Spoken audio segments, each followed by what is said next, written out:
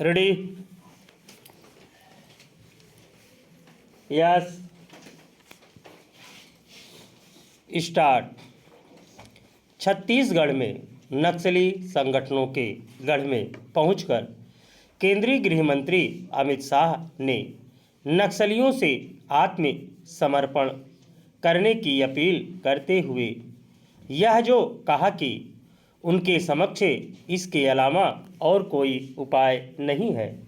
वह कहना इसलिए आवश्यक था क्योंकि नक्सली अब भी मुख्यधारा से लौटने के लिए तैयार नहीं दिख रहे हैं।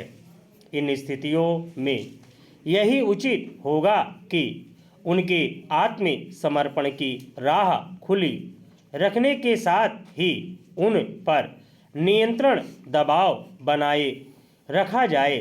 उनके सामने यह बार बार स्पष्ट करना होगा कि वे बंदूक के बल पर सत्ता एवं व्यवस्था परिवर्तन का जो सपना देखे रहे हैं वह कभी पूरा होने वाला नहीं है।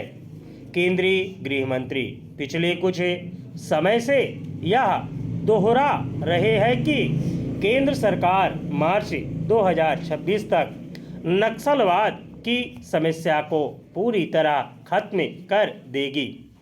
इस लक्ष्य को पाने के लिए जहां यह आवश्यक है कि नक्सल प्रभावित राज्यों की सरकारें केंद्र सरकार का पूरा सहयोग करें, वहीं नक्सलियों के प्रभाव वाले इलाकों में विकास एवं जनगणना जन कल्याण की योजनाएं तेजी से आगे बढ़ाई जाए।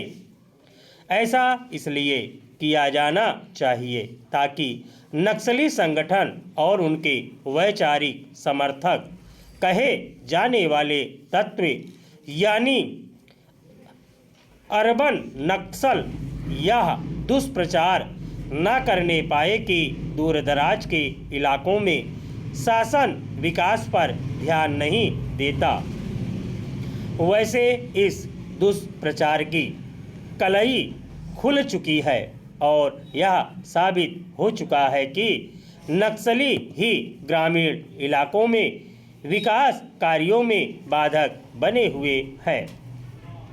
यह किसी से छिपा नहीं कि नक्सली किस तरह अपने इलाकों में सड़कें नहीं बनने देते और स्कूलों एवं अस्पतालों के निर्माण में अड़ंगा लगाते हैं।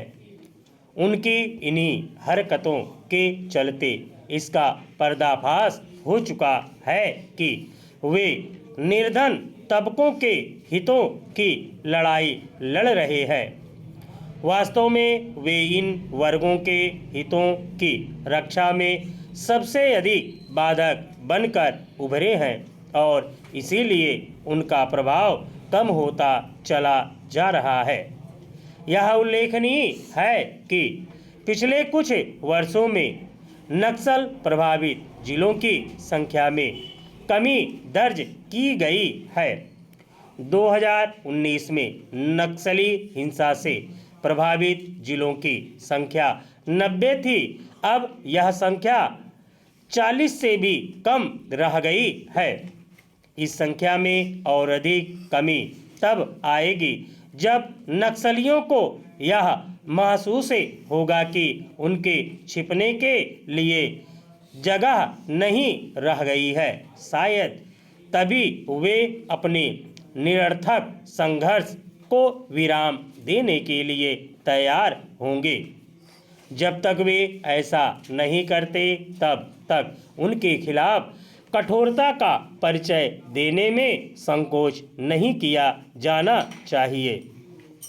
इसलिए और भी नहीं क्योंकि वे जब तब सुरक्षा बलों को निशाना बनाते रहते हैं। यह सही है कि नक्सलियों की ताकत कम हुई है, लेकिन उनके खिलाफ अभियान इसलिए जारी रहना चाहिए ताकि वे नए सिरे से खुद को संगठित ना कर सकें। नक्सलियों के खिलाफ जारी अभियान के तहत यह अवश्य देखा जाना चाहिए कि उन तक आधुनिक हथियार कैसे पहुँच रहे हैं। स्टॉप।